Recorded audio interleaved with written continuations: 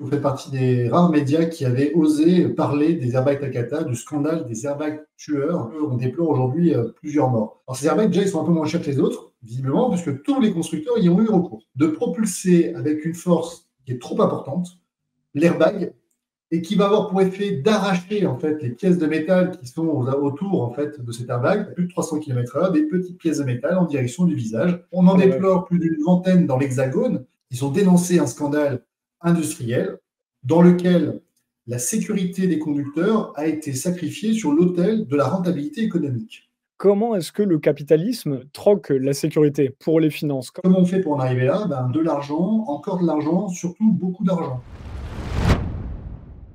On est dans la foulée de l'entretien qu'on avait fait avec maître David Guillon sur les Jeux Olympiques et le pass JO.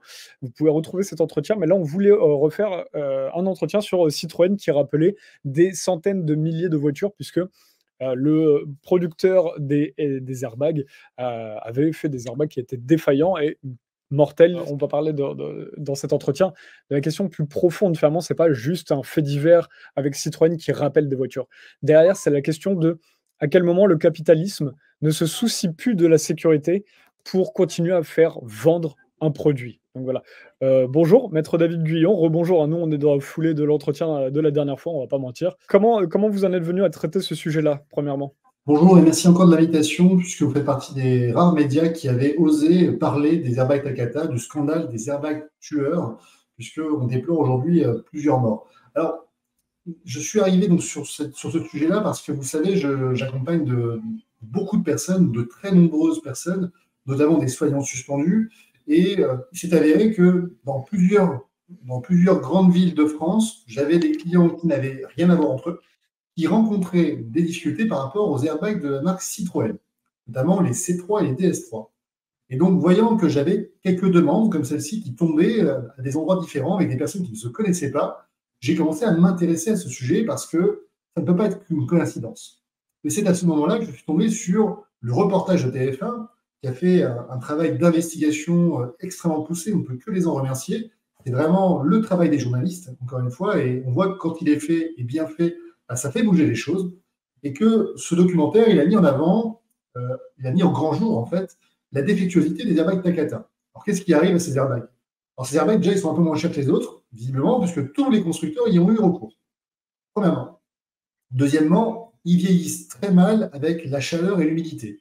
Ça a pour conséquence, en fait, de détériorer le gaz qui est à l'intérieur, ce qui va avoir pour effet soit de permettre un déclenchement spontané. Vous conduisez, vous n'allez rien demander, paf, l'airbag vous saute au visage.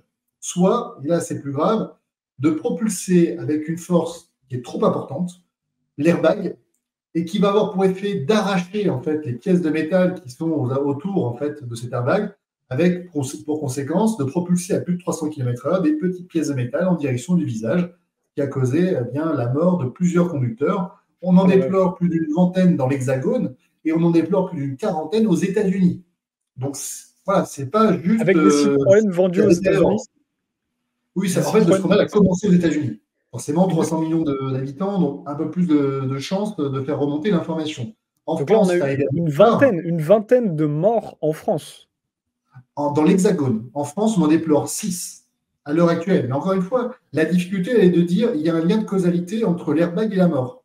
Et c'est d'ailleurs toute la difficulté qui a été remontée dans le reportage de TF1, c'est qu'au départ, les familles des victimes avaient du mal à démontrer le lien de causalité et à démontrer l'implication de l'airbag dans le décès. Qu'est-ce qu'il faut pour pouvoir faire ce lien? Déjà, il fallait reconnaître que c'était possible.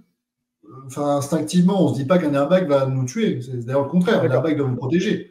Déjà, il y avait un refus de faire une enquête, etc. On les a pas cru. Effectivement, on les a pas cru au début. Donc, elle était là à discuter. Donc, pour eux, c'était la mort de l'accident. Sauf que, bon, il y en a un d'entre eux, notamment, là, que je m'approprie le reportage de TF1, qui expliquait que c'était pas normal qu'il y ait une pièce de métal qui soit venue se loger au fond du crâne de leur fils.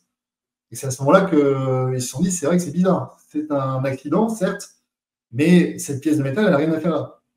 Et c'est comme ça, en fait, que de fil en aiguille, ils sont remontés sur la cause, l'origine du décès, qui était en fait la défectuosité du gaz à l'intérieur de l'airbag. Donc, la difficulté, c'était de démontrer le lien. La deuxième, c'était de la perte de confiance, en fait, envers les airbags et la perte de confiance envers les constructeurs. Et donc, Ça, il y il a faut rappeler, parce que vous qui travaillez sur les soignants suspendus, c'est insupportable de voir aujourd'hui en démocratie, à chaque fois, il y a des tonnes de sujets où on va dire: «On n'a pas de lien de cause à effet». Oui, mais pourquoi? Bah, parce qu'il y a pas d'enquête, parce qu'on n'a pas cru. Donc là, vous qui travaillez sur les soignants suspendus, aujourd'hui, il y a ça aussi avec les victimes des effets secondaires de la vaccination, où on en décompte il y a des collectifs et des associations qui en recensent des milliers. Il y a des milliers de victimes qui ont eu des pathologies extrêmement rares, des gens en bonne santé, ça se déclenche au lendemain de la vaccination.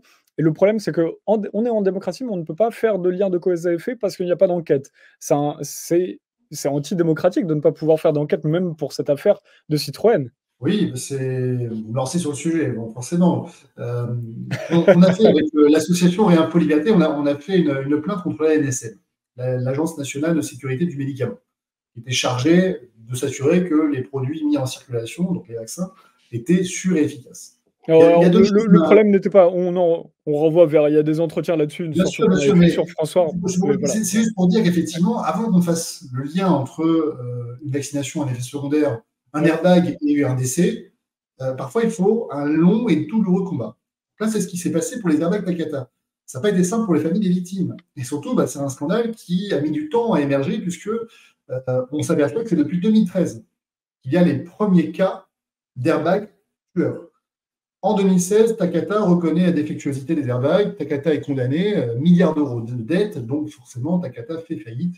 Et à partir de ce moment-là, les constructeurs doivent organiser le rappel des airbags. 2016. Qu'est-ce qui s'est passé jusqu'en 2024? Ce qui s'est passé, c'est qu'il y a un reportage sur TF1 qui est sorti.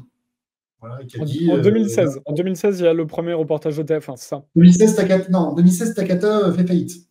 Fait faillite, La d'accord. défectuosité des airbags Takata n'est pas contestable ni contestée. C'est pour ça d'ailleurs que Citroën procède de lui-même à la campagne de rappel. Par contre, il y a une chose qui est certaine, c'est que cette campagne de rappel, elle n'a été faite que sous la pression médiatique. Parce qu'il y a eu ce reportage de TF1. Sinon, Citroën aurait forcément fait différemment. Parce que là, rapatrier 200 000 véhicules comme ça en l'espace de quelques semaines, c'est impossible. Vous êtes dans un cauchemar opérationnel. Sans pouvoir, sans pression des médias, sans le pouvoir médiatique, en fait, le Sans pouvoir capitalisme peut médiatique, il n'y a s'exprimer pas de comme il veut. campagne de rappel Citroën donc, comme elle est prévue aujourd'hui. Ok, waouh. Donc, c'est pour ça que quand on dit que les médias ne sont pas libres et indépendants et qu'on dit qu'ils sont finalement le porte-parole du gouvernement, il y a un vrai problème.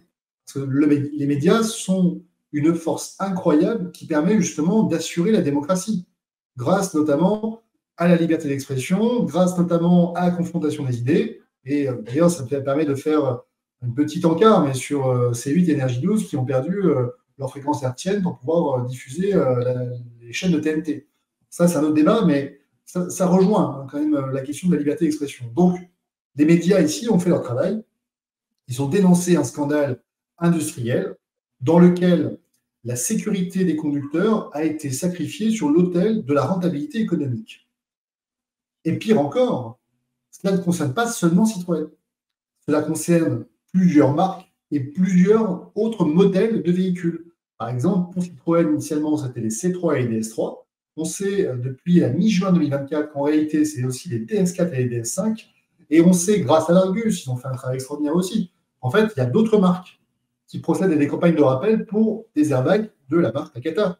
Puisque je l'expliquais, certainement, cette marque a été un des fournisseurs officiels d'une grande partie des constructeurs automobiles. Ce qui fait qu'aujourd'hui, ce n'est pas parce que vous n'avez pas une Citroën que vous n'êtes pas concerné par les airbags Takata. Alors, Simplement, les médias n'ont pas parlé des autres marques. D'accord. Ah oui, parce que les médias n'ont pas parlé des autres marques. Parce qu'en fait, on va voir le document après, sur votre document du site de l'Argus, on voit dessus qu'il y a BMW, Chrysler, il y a énormément d'autres. Je pense qu'on aura certainement la liste des airbags, si vous voulez, on va peut-être diffuser en lien dans la description de la vidéo, probablement. Nous, on va communiquer dessus. Là, après, on peut le mettre à l'écran, on peut la mettre à l'écran là. Mais juste avant, je voulais qu'on revienne, parce qu'on n'a pas fini de répondre à la première question qui était tout à l'heure, avant qu'on parte sur d'autres sujets. Ma première question, c'était quel est le lien avec ça? Ça n'est pas une affaire isolée, finalement. Comment est-ce que le capitalisme troque la sécurité pour les finances? Comment est-ce qu'on en vient à cela? C'est un scandale industriel qui impacte aujourd'hui tous les constructeurs automobiles. comment on fait pour en arriver là? De l'argent, encore de l'argent, surtout beaucoup d'argent. Évidemment que c'est le nerf de la guerre, c'est ce qui fait qu'on a des scandales industriels. C'est la recherche d'économies d'échelle, de rentabilité économique, avec bien entendu derrière la sécurité des conducteurs qui peut être sacrifiée. C'est ce qui s'est passé. La Qui prend question l'argent là? sera. C'est Citroën qui prend l'argent là? Qui prend l'argent? Ah oui, mais c'est Citroën qui prend de l'argent, évidemment. En fait, ils négocient le montant des airbags. Le montant global de la facture d'une Citroën, pour eux, leur revient effectivement moins cher, et donc leur marge augmente. Voilà, et ça, c'est le principe de tout industriel. Hein. On ne va pas le Bien sûr. jeter voilà, la pierre. Mais évidemment que ça pose un problème lorsque ça pose une question, ou lorsque ça devient une question de vie ou de mort. C'est là où le problème il est. Qu'ils fassent des économies d'échelle, évidemment, ça ne pose pas de souci. En revanche, ce qui n'est pas normal, c'est que ça puisse causer la mort ou des blessures graves. Alors, on va essayer d'afficher, si vous voulez, je ne sais pas si Allez-y. c'est. Alors attendez, je l'ai là. Hop. Voilà. Allons-y. Voilà, Donc donc là, ici, document. on Ouais. le voit bien. Donc, vous avez donc la liste des modèles Skoda ici, par exemple. Alors Vous Skoda, avez qui est la aussi une liste des voiture modèles. très répandue. Ouais, donc Skoda, c'est pareil. Donc c'est-à-dire que toutes les personnes qui voient là leur modèle, là par exemple on a Subaru. Alors Subaru c'est peut-être un peu moins répandu en France. Skoda, on C'est un sait peu qu'il y en moins, a quelques-uns. c'est un peu moins répandu. Il y a des Tesla aussi. Voilà. Tesla, donc ah ouais, donc il y a même Et des Tesla, ouais. Toyota. Toyota, Voilà. c'est 1,2 million de véhicules. Oui. De véhicules, quand même. Et là, on voit énormément de modèles de Toyota. C'est-à-dire que là, on a une quinzaine de modèles de Toyota. Si vous voyez le modèle, si vous êtes propriétaire d'une Toyota, demandez à votre constructeur s'il peut, si vous pouvez la rappeler, Tout à fait. pour voir Alors, s'il y a des ce travaux à faire qu'ont dessus. fait la plupart des constructeurs, c'est qu'ils ont ouvert un site comme Citroën dans lequel ils font une campagne de rappel. Simplement, Toyota n'a pas eu droit à son entretien, à son documentaire sur TF1. Donc, ils en ont moins parlé. Mais c'est exactement la même chose. Et là, c'est 1,2 million de véhicules qui sont rapatriés aujourd'hui. Qu'est-ce que ça veut dire? Ça veut dire que technologiquement, techniquement, industriellement, il sera impossible de procéder à une rappel de tous les véhicules dans les prochains jours, dans les prochaines semaines. Impossible. Et pendant ce temps-là, que vous ayez un véhicule de la marque Citroën ou un véhicule d'une autre marque concernée par les airbags Takata, c'est la même conséquence. C'est le même risque de mort ou de blessure grave. C'est le même problème au regard des assurances. Vous n'êtes pas assuré. Vous conduisez un véhicule dont on sait tous, si on est un peu vigilant, qu'il fait l'objet d'une campagne de rappel et que vous ne devez pas utiliser ce véhicule. Et quatrièmement, vous commettez une infraction pénale si vous conduisez un véhicule sans être assuré. Donc, ce n'est pas qu'une conséquence d'airbag. En fait, c'est en train de pourrir la vie des gens qui aujourd'hui vont se retrouver avec un véhicule qu'ils ne pourront plus utiliser. Alors Et la qu'est-ce qu'on grande, a d'autre? Ouais.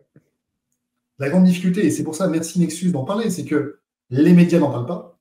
Et ceux qui occupent aujourd'hui principalement la communication sur ce type de problématique, ce sont les constructeurs automobiles.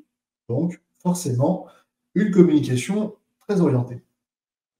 Qu'est-ce qu'on a d'autre avant de donc on doit vous laisser, partir maître, mais qu'est-ce qu'il nous reste d'autre comme modèle, là-dessus si on fait le ah, vous avez enlevé le document. Ah, j'ai C'est j'ai bon? coupé, excusez-moi. Ouais, il y a pas de Il y a plein souci, il y d'autres a des modèles. Vous avez les modèles BMW. Opel. On a les modèles Nissan, Mitsubishi, on a les modèles Mazda, Lexus, Land Oui et Rover, Jeep, finalement, il y a Jaguar. tout. Il y a des Audi aussi, il y a tout finalement, il y a tout type de En voitures fait, on aujourd'hui en a, France. on a plusieurs millions de véhicules qui sont concernés. La question, c'est plutôt quels sont les véhicules qui ne sont pas concernés. On va plutôt aller par Alors là, parce justement, que j'ai vu les dans les marques françaises Peugeot et Renault. J'ai pas vu, sur le document. alors, Si? j'ai pas vu Renault. J'ai pas vu Renault. On va savoir tout de suite. Non, pas de Renault. Les Renault ne sont Pas pas Renault. visés par l'Argus. Alors attention, ça ne veut pas dire que ce n'est pas le cas. Hein, mais en tout cas, Oui, ils oui, oui. n'apparaissent pas sur le site de l'Argus, qui aujourd'hui semble être quand même la référence, et en tout cas ceux qui sont les mieux informés de la situation. On OK. communiquera dessus, on va reprendre les différents modèles pour que effectivement les citoyens soient informés et qu'ils puissent faire valoir leurs droits. Parce que ce que les industriels ne leur disent pas, c'est pour remplacer l'airbag très rapidement, bien entendu. Il faut, à défaut, proposer un véhicule de prêt et il faut indemniser. Ça, bien entendu, le troisième volet est toujours très souvent oublié. Sauf que c'est, bien entendu, plus le préjudice va durer dans le temps, plus l'indemnisation sera importante. Moi, je suis sur des demandes indemnitaires pour des véhicules Citroën qui sont aux alentours de 10 000 euros.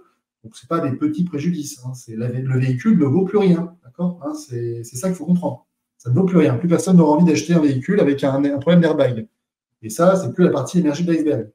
Donc, un homo economicus, un homme rationnel sur le plan économique, n'achètera pas un véhicule qui fait l'objet d'une campagne de rappel pour des airbags. Parce que ça veut dire que le constructeur n'est pas fiable. Et Dans ce donc, cas-là, si tu veux acheter une voiture l'argent d'occasion, c'est pareil, il faut regarder si, le modèle du coup, ah si le oui, modèle est concerné, il ne vaut plus rien, c'est ça que vous dites? bah, il vaut plus rien par rapport à l'offre et la demande. C'est-à-dire qu'aujourd'hui, qui veut acheter un véhicule, enfin, je sais pas, est-ce que vous achèteriez, vous, une C3, une DS3 aujourd'hui, même si elle a changé son airbag? Ah non, mais c'est j'y avais même pas pensé, ouais, à ce sujet-là, c'est Moi, très j'achète intéressant. pas. Et n'importe qui n'achètera pas, ou en tout cas une bouchée de pain, donc ça veut dire que ça vaut plus rien. Donc aujourd'hui, pour mes clients, je veux qu'ils soient indemnisés. Pas normal qu'ils subissent les conséquences dramatiques des choix économiques qui ont été faits par l'industrie. On doit vous laisser, partir maître, mais c'était très intéressant de parler de ce sujet-là qui n'est pas du tout anodin et qui ouvre vraiment, sur tout un autre, plan, effectivement économique ou comment est-ce qu'on peut vivre aujourd'hui dans une société, avec, où l'on n'aura pas peur que des agents privés troquent notre sécurité. Finalement, on a l'impression que notre sécurité peut être attaquée, sur tous les plans. Merci maître, à bientôt et à Merci. bientôt sur Nexus. On rappelle qu'on aura une chronique qui arrive au mois de septembre ensemble. Au revoir. Oui, avec patience. Allez, à bientôt. Bonne journée. Au revoir.